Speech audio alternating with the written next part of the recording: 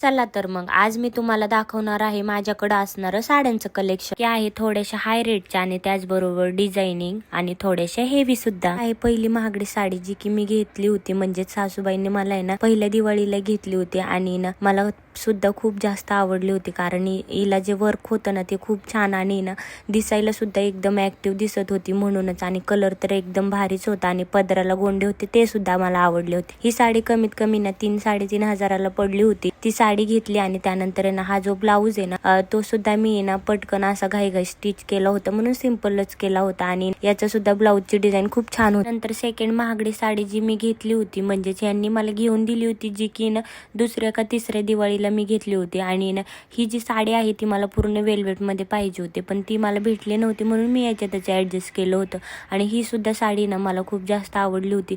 Heavy तर इतकी आहे ना अर्धा तास घातले तरी मी कंटाळून जाते असं वाटतं कधी काढून एकदाची।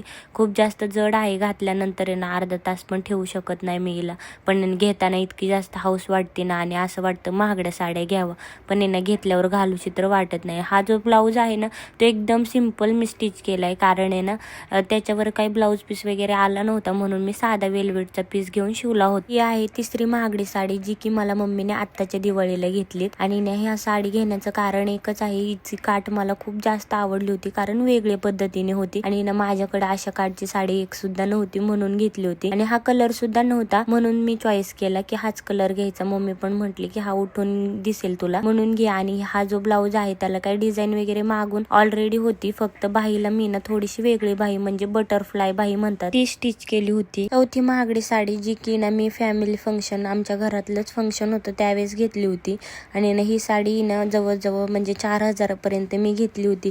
इतकी छान आणि सुंदर मला खूप जास्त आवडते। हिच्यावरचं वर्क तर मी सांगू शकत नाही इतकं छान म्हणजे ना याला काय म्हणतात ते सुद्धा मला आता आठवत नाहीये पण ही कांजीवरम साडी सारखी सेम टू सेम आहे आणि त्यावरचा ब्लाऊज सुद्धा मी छान असा स्टिच केला होता जो की ना त्यावेळेस ट्रेंडिंग होता। बाहीला अशी काहीशी डिझाईन केली होती आणि ना ब्लाऊजला सुद्धा ना खूप छान असं वर्क आहे। खरंच खूप छान आणि सुंदर वाटते ही सुद्धा साडी मला। तुम्हाला या 4 साड्यांपैकी कोणती साडी आवडली ती नक्की मला कमेंट मध्ये सांगा आणि आज साडी कलेक्शनचा पार्ट 2 बघायचा असेल तर मला फॉलो केलं नसेल तर आत्ताच फॉलो करून ठेवा। बाय।